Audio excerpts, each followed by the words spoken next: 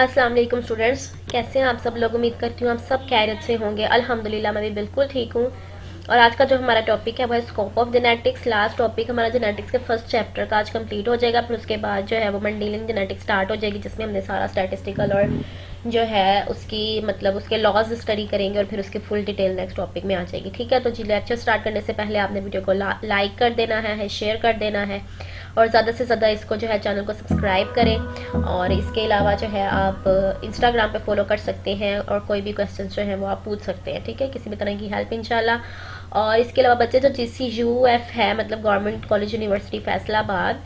उसके जो एग्ज़ाम्स हैं BSc BA थर्ड ईयर या फोर्थ ईयर या फाइनल एग्ज़ाम्स जिनको आप कहते हो या एनुअल एग्ज़ाम्स कहते हो, दोनों ईयर्स के, उसकी जो एक्सपेक्टेड डेट है एग्जाम्स की वो एंड ऑफ मई या फिर स्टार्ट ऑफ जून है। ठीक है, यानी मई जून में इंशाल्लाह वो एग्जाम्स आपके होंगे। बिकॉज अभी आपकी रजिस्ट्रेशन वगैरह हो रही है, 31 मार्च तक रजिस्ट्रेशन की डेट आई है। तो 31 मार्च तक रजिस्ट्रेशन के बाद जो है फिर मतलब रजिस्ट्रेशन हो जाएगी, फिर आपके एडमिशन्स कंप्लीट होंगे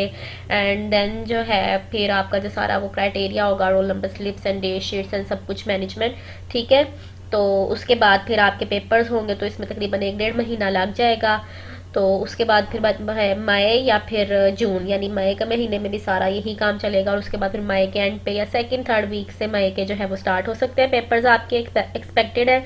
या फिर जून में तो फिर इंशाल्लाह आपके जून के स्टार्ट से हो ही जाएंगे। ठीक है, तो फिर आप रिलैक्स भी रहें और अपनी तैयारी भी रखें। तो आज का हमारा टॉपिक है scope of genetics. Let's get started. अब स्कोप ऑफ जेनेटिक्स में हमने ये स्टडी करना है कि मतलब जेनेटिक्स कहाँ कहाँ पे यूज हो रहा है, इसकी कैसी एप्लीकेशंस हैं, किस किस फील्ड में जो है ये अपना रोल प्ले कर रहा है। जेनेटिक्स एक ब्रॉड सी टर्म है। ठीक है, so the scope of this topic included the fields of the genetics, यानी इज इनरमस, बहुत ज़्यादा जो है वो है, मतलब काफ़ी ज़्यादा फील्ड्स हैं जिसमें इसका रोल होता है। Studies have been involve the viruses, bacteria and a wide variety of the plants and the animals. इसमें जो है आप क्योंकि जेनेटिक्स है तो आप इसमें virus, bacteria, plants, animals, all living organisms को ऑलमोस्ट यूज कर लेते हो, which have spanned all levels of the biological organisation from molecules to the populations. और फिर यहाँ पे ये भी है कि आप जो उसकी पूरी अगर स्टडी को स्टार्ट करते हो तो ये मॉलिक्यूलर लेवल, एटॉमिक लेवल, सब एटॉमिक लेवल से शुरू होके पॉपुलेशंस तक जाती है। ये नहीं है कि सिर्फ जो है जेनेटिक्स आप पॉपुलेशन लेवल पे स्टडी कर सको या सिर्फ स्पीशी लेवल पे या सिर्फ आप मॉलिक्यूल या जो है ऑर्गेनिज्म लेवल पे स्टडी कर सको, बल्कि ये होता है कि मॉलिक्यूल से लेके पॉपुलेशन तक फुल जो उसकी जो लेवल्स ऑफ ऑर्गेनाइजेशन है जो आप उसमें बायोलॉजी में पढ़ते हो, 9th की बायोलॉजी में आपका ये है लेवल्स ऑफ ऑर्गेनाइजेशन टॉपिक, तो उसमें ऑल लेवल्स के पे जो है हर लेवल पे आप जेनेटिक्स को इन्वॉल्व कर सकते हो। ठीक है, however the science of the genetics has been used in the areas of the agriculture and the medicine mainly. ज़्यादातर जो है इसका यूज़ मेडिसिन और एग्रीकल्चर में होता है। क्यों होता है? क्योंकि एग्रीकल्चर और मेडिसिन में इंप्रूवमेंट्स की ज़रूरत है, जिसके लिए हमें जेनेटिक ट्रेड्स जो है उसमें ऐड करनी पड़ती हैं। ठीक है, तो एग्रीकल्चरल जेनेटिक्स में क्या आएगा? Although the cultivation of the plants have began long before, कि कल्टीवेशन तो प्लांट्स की बहुत अरसा पहले से ही शुरू हो चुकी है। However the rediscovery of the Mendelian genetics पर the scientist to apply the genetics, उन्होंने साइंटिस्ट को इस चीज़ को लिए प्रोवोक किया कि वो जेनेटिक प्रिंसिपल्स या जेनेटिक्स को अप्लाई करें जब आप वो क्रॉप्स ग्रो करवा रहे हैं, इस तरह का कोई भी काम कर रहे हैं। To the process and in the plants for the major categories involve the improvement have been done, जो ज़्यादातर इम्प्रूवमेंट इसमें पॉसिबल की गई या उसको बनाया गया, उसमें जो 4 मेन पॉइंट्स थे जिसके लिए हमें प्लांट्स में जेनेटिक्स को लाना पड़ा और उससे जो हमें फ़ायदा हुआ। ठीक है, number 1 is the more efficient energy utilisation during the photosynthesis resulting in the more vigorous growth and the increase yield, यानी कि जब आपने जेनेटिक्स रूल या जेनेटिक्स प्रिंसिपल को प्लांट्स के केस में अप्लाई किया तो उससे फ़ायदा ये हुआ कि फोटोसिंथेसिस का जो रोल था, पूरा उसका प्रोसेस था, उस प्रोसेस में एनर्जी की यूटिलाइजेशन जो है वो एक एफिशिएंट तरीके से, अच्छे तरीके से जो है एनर्जी की यूटिलाइजेशन हो सकी, यानी ज़ाया जो हो रही थी या वेस्ट हो रहा था एनर्जी का, उसको कम से कम किया गया। ठीक है, इस तरह के प्रोटीन्स अप्लाई किए गए, कोएंजाइम्स अप्लाई किए गए कि इसमें उसने इस चीज़ को जो है वो प्रमोट किया कि एनर्जी कम यूज़ हो या सही तरीके से, बेहतर तरीके से एफिशिएंटली यूज़ हो सके। ठीक है, और resulting in more vigorous growth and increase yield, उससे फायदा फिर ये हुआ जब फोटोसिंथेसिस अच्छे तरीके से हुआ तो उसमें ग्रोथ भी प्लांट की इंक्रीज हुई और साथ ही उसका जो यील्ड है वो भी बढ़ गया, जो हमारे पास उसका जो रिजल्ट मिलता था वो भी बढ़ गया। Increase resistance to the natural predators and the pest, जो नेचुरल प्रीडेटर्स हैं उनका और पेस्ट के साथ जो उसकी रेजिस्टेंस थी वो भी बढ़ गई, and including the insects and the herbicides resistance and disease causing micro organism, और इसके अलावा जो disease including the insects and the disease causing micro organism, इसमें जो सब इंसेक्ट्स भी थे और डिसीज कॉजिंग माइक्रो ऑर्गेनिज्म से उससे भी प्लांट्स के अंदर जो है वो रेजिस्टेंस आ गई। तो यानी प्लांट्स के अंदर जब रेजिस्टेंस आई तो फिर उससे ये फायदा हुआ, मतलब कि उसका जो नंबर है वो इंक्रीज कर गया, यील्ड भी इंक्रीज हुई, ग्रोथ भी बढ़ गई, ठीक है, जब रेजिस्टेंस पैदा हो गई। Third point is production of the hybrids exhibiting a combination of the superior traits derived from the two different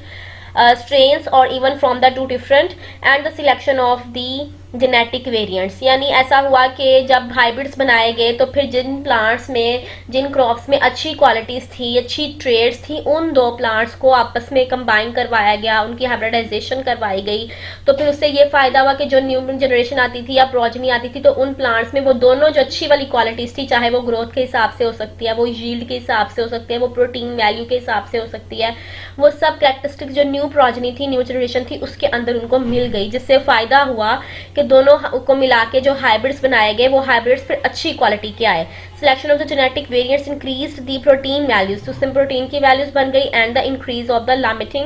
limiting amino acids which should be the part of the human diet, यानी जो immuno acids थे या protein थी उनकी production बढ़ गई, और फिर उससे फायदा ये हुआ जो लिमिटिंग इम्यूनो एसिड्स है, लिमिटिंग का मतलब होता है जो चीज़ थोड़ी कम पड़ जाती है मोस्टली या एक मखसूस सी मिकदार में वो बनती है, तो उसका जो यूज़ बहुत एहतियात से करना पड़ता है। तो इस तरह की जो भी क्वांटिटी होती है उसको हम लिमिटिंग क्वांटिटी कहते हैं। ये आपने आई थिंक वो जो केमिस्ट्री में मेरे ख्याल से रिएक्शंस जब कोएंजाइम्स वगैरह पढ़ते हैं उसमें भी आपको पता चलता है कि लिमिटिंग प्रोडक्ट्स या लिमिटिंग जो रिएक्टर्स हैं उनको फिर किस तरह से, जिसकी वजह से रिएक्शन रुक सकता है अगर लिमिटिंग रिएक्टेंट हो, क्योंकि वो कम होते हैं, वो कम हो जाते हैं, जल्दी ख़त्म हो जाते हैं। तो फिर अमीनो एसिड जो बहुत ज़्यादा ज़रूरी भी है ह्यूमन डाइट में, उनकी प्रोडक्शन जो है वो ज़्यादा हो सकी, और इससे फिर जो है ह्यूमन डाइट में जो प्रोटीन्स थी उसकी भी प्रोडक्शन जो है उसमें भी इंक्रीज हो सका और उसको बढ़ाया गया। The improvements has resulted in tremendous ट्रेमेंडस increase in yield and the nutrients value. जाहिर है यील्ड और न्यूट्रिएंट्स वैल्यू क्रॉप्स में बहुत ज़्यादा बढ़ गई, जैसे बार्ले है, वीट है, बीन्स है, कॉर्न, राइस, राई, यानी ये सब जो प्लांट्स थे इन सब की जो यील्ड थी ना वो बढ़ गई, यानी जो उनको रिजल्ट मिलता था वो ज़्यादा होने लगा, यानी ज़्यादा प्रोडक्शन होने लगी। जैसे मिसाल के तौर पर next for example in the Mexico the staple food is corn, यानी जो उनकी स्टेपल फूड है, जैसे हमारे यहाँ पे स्टेपल फूड पाकिस्तान में वीट है, मीन्स कि जो उनका मेन सोर्स है फूड का या न्यूट्रिशन का, या जो चीज़ वो अपने मेन खाने के तौर पे या मेन मील जिसको हम कहते हैं यूज़ करते हैं, वो कॉर्न यूज़ करते हैं मैक्सिको में, और इधर पाकिस्तान में या इंडिया के में आप देखें तो ये ज़्यादातर क्या है, वीट है, बांग्लादेश में राइस है। तो इस तरह से जो स्टेपल फूड है वो उसकी थी कॉर्न, और फिर जब कॉर्न में इस तरह की जेनेटिक वेरिएशंस की गई तो फिर उसमें significant increase in the proteins content of the end the yield has occurred. तो फिर यील्ड और उसका जो प्रोटीन कंटेंट था या न्यूट्रिएंट्स वैल्यू थी वो उसकी बढ़ा दी गई, और उसका फिर उसको क्या हुआ, फ़ायदा हुआ, यानी ह्यूमन बींग्स के लिए। नेक्स्ट एनिमल्स और जेनेटिक्स का क्या केस है, यानी जेनेटिक्स एनिमल्स के साथ कैसे डील करती है, जैसे हमने पहले पढ़ा एग्रीकल्चर में, अब वैसे ही एनिमल्स के साथ क्या होगा। Applied research in the genetics has developed the superior breeds of the animals. Animals की जो सुपीरियर ब्रीड्स थी उसकी जो आला क्वालिटी की नस्लें थी, जिसे कहते हैं ना आला नस्ल का जानवर, घोड़ों के केस में ये ज़्यादा होता है, मतलब सबके केस में ही होता है। तो ये आला नस्ल के जानवर जो है वो बनाए जाने लगे। कैसे बनाए जाने लगे, उसमें जेनेटिक वेरिएशन की जाने लगी, ठीक है। And enormous increase in the usable meat supplies, जो गोश्त की फ्राहमी थी या मीट सप्लाई से वो बढ़ गए per unit of the food intake. जैसे फूड पर यूनिट ली जाती है, मतलब एक पर्सन के लिए या एक इंडिविजुअल के लिए जितने मीट की ज़रूरत है उसका हिसाब लगा के एवरेज, तो उसके मुताबिक वो बढ़ता गया। मतलब अगर एक पर्सन को 1 डे के लिए या 1 मंथ के लिए 2-3 kg या 4 kg मीट की ज़रूरत है, तो उस सप्लाईज को बढ़ा दिया गया कि एक पर्सन को आसानी से 4-5 किलो जो है वो मीट प्रोवाइड किया जा सकता है अगर प्रोडक्शन बढ़ती जाए। कैसी प्रोडक्शन, ये जेनेटिक्स अप्लाई करके, जेनेटिक्स प्रिंसिपल्स को अप्लाई करके। फॉर एग्जाम्पल के सिलेक्शन ब्रीडिंग की गई, जब सिलेक्टिव ब्रीडिंग की गई तो हैव प्रोड्यूस्ड द चिकन्स, ऐसे ऐसी चिकन्स प्रोड्यूस की, मुर्गियां या मुर्गे ऐसी उनकी प्रोडक्शन चिकन्स की गई दैट विच ग्रू फास्टर, जो जल्दी बढ़ जाते थे या बड़े होते, ये जो ब्रॉयलर है सारा बढ़ जाते थे, and they produce the more high quality meat, high quality का मीट मिल जाता था पर चिकन, हर चिकन में अच्छी क्वालिटी का मीट, एंड ले a large number, a greater number of the eggs, और उसमें जो एग्स की प्रोडक्शन थी वो भी ज्यादा हो गई। एंड इन लार्जर एनिमल्स, अगर दूसरी एग्जाम्पल देखी जाए जैसे काउस वगैरह, the use of the artificial insemination has been particularly improved the sperm। अच्छा ये क्या प्रोसेस है, थोड़ा सा इसको अंडरस्टैंड कर लें। चिकन के केस में मीट का और एग्स का बताया, काउस के केस में क्या किया जाता था कि आर्टिफिशियल इंसेमिनेशन की जाती थी, मीन्स के जो स्पर्म है या जेनेटिक मटेरियल जो है उसका मेल काउ का, it's particularly more important because the sperm of the single male, एक सिंगल मेल के स्पर्म को लेके it is with the superior genetic traits, जिसके अंदर अच्छी क्वालिटी, हमें पता हो कि इसका मीट की क्वालिटी अच्छी है या ये मीट ज़्यादा प्रोड्यूस करता है, या इसमें जो है वो स्ट्रॉन्ग एनिमल्स बन सकते हैं, या इसकी जो मतलब कोई भी उसमें अच्छी सी क्वालिटीज़ आ सकती हैं, जीन्स में प्रोटीन का कंटेंट हो सकता है ज़्यादा हो, फैट्स का कंटेंट ज़्यादा हो, इस तरह की कोई भी जेनेटिक या रेजिस्टेंस जो है वो ज़्यादा हो, तो कोई भी जेनेटिक कैरेक्टरिस्टिक जिसको मद्देनजर रखते हुए उसकी स्पर्म्स को लेके इंसेमिनेट करना, मतलब उसके स्पर्म्स को जो है इंसर्ट करना in the thousands of the females, यानी आप ज्यादा से ज्यादा फीमेल्स के अंदर जो है उसको इंसर्ट करवा के तो उनकी फर्टिलाइजेशन करवा सकते हैं। आर्टिफिशियल इंसेमिनेशन का ये प्रोसेस होता है। उससे फिर क्या होता है, जो फीमेल्स फिर फर्टिलाइजेशन के बाद जो फीमेल्स फिर दे गॉट प्रेग्नेंट और दे प्रोड्यूस देयर चाइल्ड, तो उनके अंदर जो नेक्स्ट जनरेशन बनती थी वो नेक्स्ट जनरेशन जो है उसमें वो क्वालिटीज जो मेल के अंदर अच्छी ट्रेड्स थी, चाहे वो हम इसमें किसी एक पे फोकस कर लें ट्रेड में कि उसकी प्रोडक्शन, मीट की प्रोडक्शन ज़्यादा थी, हाइट ज़्यादा होती थी, कलर वेरिएशन अच्छी आती हैं, या उसमें जो है वो किसी भी तरह का मीट के अंदर प्रोटीन या का कंटेंट ज़्यादा है या आयरन का कंटेंट ज़्यादा है, काऊ की बात कर रहे हैं ना, तो इस तरह की चीज़ें जो है उसको देख के फोकस करके तो जो न्यू जनरेशन आती थी उसमें वो ट्रेड जो है वो फिर उसमें ज़्यादा वाज़ा तौर पे और उस क्वालिटी के अकॉर्डिंग ही न्यू जनरेशन बनती है। ठीक है, तो इस तरह के फिर फ़ायदे उठाए जाने लगे किससे, जेनेटिक्स से, ये वाली इंप्रूवमेंट की गई एनिमल्स के केस। नेक्स्ट फिर हमारे पास क्या है, मेडिसिन एंड जेनेटिक्स। मेडिसिन और जेनेटिक्स में क्या है, सबसे बड़ी एग्जाम्पल इसमें इंसुलिन और इंटरफेरॉन की है, और वो सिंपल जो आप बिल्कुल सिंपल 9th-10th की बायोलॉजी से पढ़ते आ रहे हो वो चीज़ें। Advances in the genetic resulted in the development of the medicine बनाई गई। जेनेटिक्स कैसे होता था कि वायरस एंड बैक्टीरिया में कोई ऐसा केमिकल बन रहा है जैसे इंसुलिन वगैरह, या उसके अंदर वो जीन है जो इंसुलिन को बना सके, उसको लेके यानी बैक्टीरिया की रिप्रोडक्शन करवाई जाती थी। बैक्टीरिया के साइकिल्स लाए जाते हैं लाइब्रेरी के अंदर, पेट्री डिशेस के अंदर, और फिर वो बैक्टीरिया के जो न्यू जनरेशन बनते हैं, क्योंकि वो 20-25 मिनट्स में अपना एक साइकिल कंप्लीट कर लेता है, तो फिर जो उसकी ट्रांसक्रिप्शन, ट्रांसडक्शन वगैरह सारा प्रोसेस होता है, उसके बाद जो है न्यू जनरेशन बनती है, और 4, 5, 12 यानी उसके जो डबल होते जाते हैं, 2 to 4, 4 to 8, 8 to 16, इस तरह से उसके जो नंबर इंक्रीज करते हैं। तो फिर जो उसके अंदर जीन था इंसुलिन बनाने वाला बैक्टीरिया के अंदर, उसने उतनी ही ज्यादा इंसुलिन बना दी। ठीक है, इस तरह से जो है उस इंसुलिन को फिर वहां से बैक्टीरिया से निकाल के मेडिसिन इंसुलिन जो है वो बनाई गई। तो यानी वो जीन था ह्यूमन बॉडी से लिया हुआ, उसको इंसर्ट कर दिया बैक्टीरिया के अंदर, और बैक्टीरिया से निकाल के फिर दोबारा जो है वो ह्यूमन के ही बेनिफिट के लिए उसको यूज किया। तो इस तरह से ये जो पूरा यानी एक साइकिल है, मेडिसिन में डिफरेंट मेडिसिन बनाई गई, जिसमें उन्होंने कहा कि न्यूमरस डिसऑर्डर भी अगर आप देखें ह्यूमंस में, जैसे जेनेटिक डिसऑर्डर्स बहुत ज़्यादा जो है वो कॉमन होते हैं या हो गए और उनके बारे में पता चलने लगा, जैसे सिंगल सेल एनीमिया आप देख सकते हैं, जो भी सिंगल म्यूटेशन की वजह से था या क्रोमोसोमल में किसी भी तरह के एबनॉर्मेलिटीज़ की वजह से होता था। तो फिर जब ये रीज़न पता चलने लगा कि अच्छा क्रोमोसोम की एक बेस का फ़र्क आ रहा है, एक न्यूक्लियोटाइड का फ़र्क आ रहा है, कोई भी उसमें एबनॉर्मेलिटी हो रही है, पेयरिंग में प्रॉब्लम हो रही है, जब रीज़न डिसऑर्डर का रीज़न पता चलता था तो फिर उसके ट्रीटमेंट का भी आइडिया होता था कि फिर इसको किस तरह से ट्रीट किया जाए, बेसिस को किस तरह से एक दूसरे के साथ दोबारा जो है वो जोड़ा जाए जिसकी जहाँ पे ज़रूरत है। ठीक है,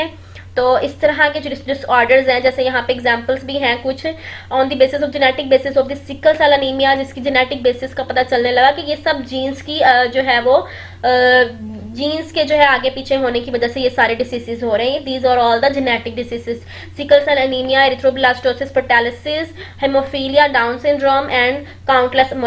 जो है वो अदर डिसीजेज या मेटाबॉलिक डिसीजेज भी इसमें आ जाती हैं। इसमें जो है सिकल सेल एनीमिया में ये तो ये ब्लड सेल की शेप चेंज हो जाती है, रेड ब्लड सेल की। एरिथ्रोब्लास्टोसिस में सेल जो है वो टूटना शुरू हो जाते हैं। हीमोफीलिया में भी आपको पता है ब्लड जो है उसकी प्रोडक्शन जो है वो बहुत यानी वो अगर इंजरी होती है तो वो उसमें ब्लड क्लोटिंग प्रोटीन की कमी होती है। तो इस तरह बहुत सी डिसीजेज होती हैं। एक्चुअली जो ज़्यादातर ब्लड डिसीजेस है वही जेनेटिक्स की जो है बहुत ज़्यादा वजह इसमें जो है जेनेटिक्स का रोल है या जीन्स का। फिर डाउन सिंड्रोम है, तो इन सब की डिटेल में तो जाने की यहाँ पे ज़रूरत नहीं है, लेकिन आप जो है वो देख सकते हैं ये सारे सिंड्रोम, ठीक है। और उसके अलावा these disorders in the humans have been discovered. इन सब डिसऑर्डर्स के बारे में पता चला कि क्या इसके पीछे वजह है, क्योंकि जेनेटिक्स जो पढ़ रहे थे। And the recognition of the genetic basis of these disorders provided the direction for the development of the treatment. जाहिर है जब पता चला कि किस वजह से ये जीन्स या ये डिसीजेस हो रहे हैं, किस जीन्स की वजह से कहाँ पे प्रॉब्लम आ रही है, क्रोमोसोम्स के लेवल पे आ रही है, जीन्स के लेवल पे आ रही है, तो जाहिर है जब एक चीज़ का रीजन या उसकी कॉज पता चलती है फिर उसके अकॉर्डिंग आप उसका ट्रीटमेंट कर सकते हो या उसको क्योर कर सकते हो। तो फिर प्रिवेंटिव मेजर्स और ट्रीटमेंट के बारे में भी पता चलने लग गया कि किस तरह से इसको क्योर किया जाता है। बहुत ज़्यादा रोल अब जेनेटिक्स का जो है साइंस में है। उसके बाद क्या है, रिकॉम्बिनेंट डीएनए टेक्नोलॉजी। जो पूरा प्रोसेस मैंने आपको पहले डीएनए का, प्रोटीन का और वो बैक्टीरिया का बताया ना, वो एक्चुअल में जेनेटिक इंजीनियरिंग होती है। जेनेटिक रिकॉम्बिनेंट डीएनए टेक्नोलॉजी है जिसमें डीएनए को मिला दिया जाता है। आप सब इनको बेसिस में पढ़ चुके हो, बॉटनी ए में आपने सबको डिटेल में पढ़ा। जेनेटिक इंजीनियरिंग या रिकॉम्बिनेंट डीएनए टेक्नोलॉजी, उसको किस तरह से रिकॉम्बिनेंट डीएनए को बनाया जाता है, पूरा प्रोसेस आप ऑलरेडी डिस्कस कर चुकी हो, फिर मैं आपको बता देती हूँ। Recombinant DNA technology is also and the important part of the applied genetics, यानी अप्लाइड जेनेटिक्स में बहुत ज्यादा रोल है इसका, रिकॉम्बिनेंट डीएनए टेक्नोलॉजी का। by cloning the human genes for the such as the medically important molecules, जैसे insulin और interferon वगैरह जो मॉलिक्यूल्स बनाए जाते हैं, सारा प्रोसेस जो भी मैं आपको बता चुकी हूँ बैक्टीरिया वाला, कि उसको ह्यूमन से निकाला जाता है, बैक्टीरिया में डाला जाता है, रिकॉम्बिनेंट डीएनए बना दिया बैक्टीरिया का, फिर जो रिकॉम्बिनेंट बैक्टीरिया होते हैं उनकी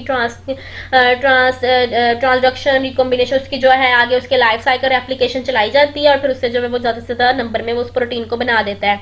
और फिर उसको वहीं से निकाल लेते हैं और फिर उसकी मेडिसिन बना देते हैं, ठीक है। Serve as a source of the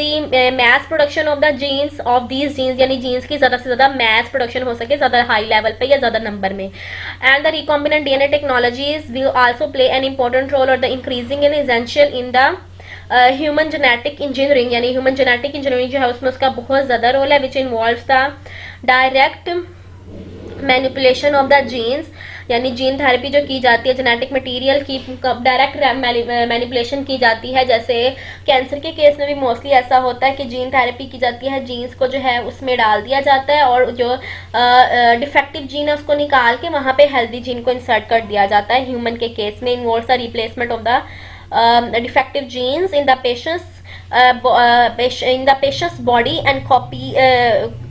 copies of the healthy genes जो है वहाँ पे इंसर्ट कर दी जाती हैं और जो डिफेक्टिव जीन्स है उसको वहाँ से निकाल दिया जाता है। Last but not least, the recombinant DNA technology have also been applied and used for the improvements of the plants. जाहिर है अगर इंसान जानवर सबका फायदा तो फिर इम्प्रूवमेंट्स ऑफ प्लांट्स में इसको यूज किया जाएगा। And genes for the herbicides and the insect resistance, और जो हर्बिसाइड यानी ऐसे जीन्स जो हर्बिसाइड और इंसेक्ट के साथ रेजिस्टेंस शो करते हैं, वो वाले जीन्स जो है वो इनपुट कर दिए जाते हैं या इंसर्ट कर दिए जाते हैं प्लांट्स में, और फिर प्लांट्स ऐसी रेजिस्टेंस को शो करते हैं। Efforts are being made, efforts की जा रही हैं टू इंट्रोड्यूस द जीन्स, इन जीन्स को इंट्रोड्यूस करवाया जाए into the cultivated grasses, even उन ग्रासेस में भी जिनको ऑलरेडी आप कल्टीवेट कर चुके हो, यानी उसको आप लगा चुके हो, वो उग रही हैं। And that enables these for the, जिनकी काश्तकारी आप कर चुके हो, which is these for the root nodules. और इसका इम्पोर्टेंट क्योंकि जब एक ग्रास को मिसाल के तौर पे आपने कल्टीवेट कर दिया है, उसको लगा दिया है, वहां पे वो ग्रो कर रहा है फील्ड के अंदर, तो अब उसको जरूरत है रूट नोड्यूल्स की। रूट नोड्यूल्स आपको पता है, आपने पढ़ा होगा पूरी डिटेल में। रूट नोड्यूल्स हैं, उसके अंदर बैक्टीरिया प्रेजेंट होते हैं, नाइट्रोजन साइकिल अपना चलाते हैं, और फिर वहां से जो नाइट्रोजन बनती है वो इजीली प्लांट को अवेलेबल होती है, प्लांट उस नाइट्रोजन को यूज कर लेता है। अब जब जेनेटिक इंजीनियरिंग करके रूट नोड्यूल्स वाले जीन्स उसके अंदर डाले जाएंगे तो उससे फायदा ये होगा कि रूट नोड्यूल्स बनेंगे, वहां पे बैक्टीरिया वगैरह उसके साथ कॉम्बिनेशन करेंगे, सिम्बायोसिस करेंगे, और जब सिम्बायोसिस हो जाएगी तो फिर वहां पे वो नाइट्रोजन बैक्टीरिया बनाएंगे और यूज उसको कौन करेगा,